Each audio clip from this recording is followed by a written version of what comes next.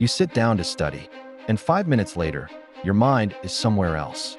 You open the book, you check your phone, you compare yourself with someone else, and suddenly, 1 hour is gone. So you tell yourself, tomorrow I'll focus. But what if distraction isn't actually your biggest problem? Thousands of years ago, Arjuna stood on a battlefield surrounded by fear, confusion, and uncertainty. Subscribe to Divine Path. Let's begin. The armies were ready, but Arjuna wasn't. His mind was filled with fear. His thoughts were pulling him in 100 directions. And this is where Krishna's teaching becomes completely different from the advice we hear today. Krishna didn't tell Arjuna, ignore every distraction. Krishna didn't ask Arjuna to make the battlefield disappear. He didn't tell him to run away from everything that was difficult.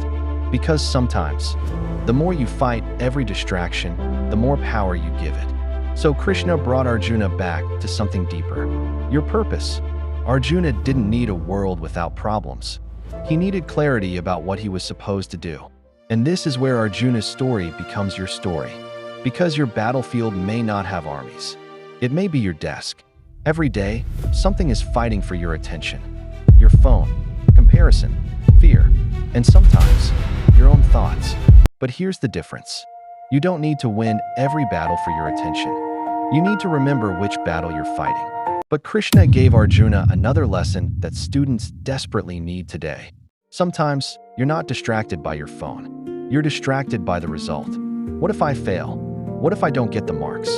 And suddenly, you're studying for tomorrow instead of studying right now. Krishna's answer was simple.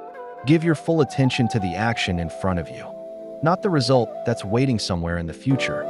Because the moment you obsess over the result, you stop giving your best to the present. But Arjuna had one more problem, his own mind. Even Arjuna admitted that controlling the mind felt incredibly difficult. And Krishna didn't pretend the mind was easy to control. He pointed Arjuna toward two things, practice and detachment. And this changes everything about how you study. You don't need to feel motivated every single day. You need to return. Again, every time your mind wanders, bring it back to what matters. So the next time your phone pulls you away, ask yourself one question. What am I working toward? Because when your reason becomes clear, your distractions become smaller. Maybe you're studying because you want to change your family's future. Maybe you want to become the person you know you can be. Maybe you're chasing a dream nobody else can see yet. Whatever it is, remember it when your mind tells you to quit. But here's the hardest part.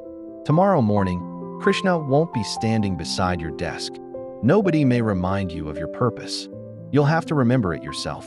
That's what makes Arjuna's story so powerful. He didn't become focused because the battlefield became peaceful. He became focused because he remembered why he had to move forward. And maybe that's what you've been missing too.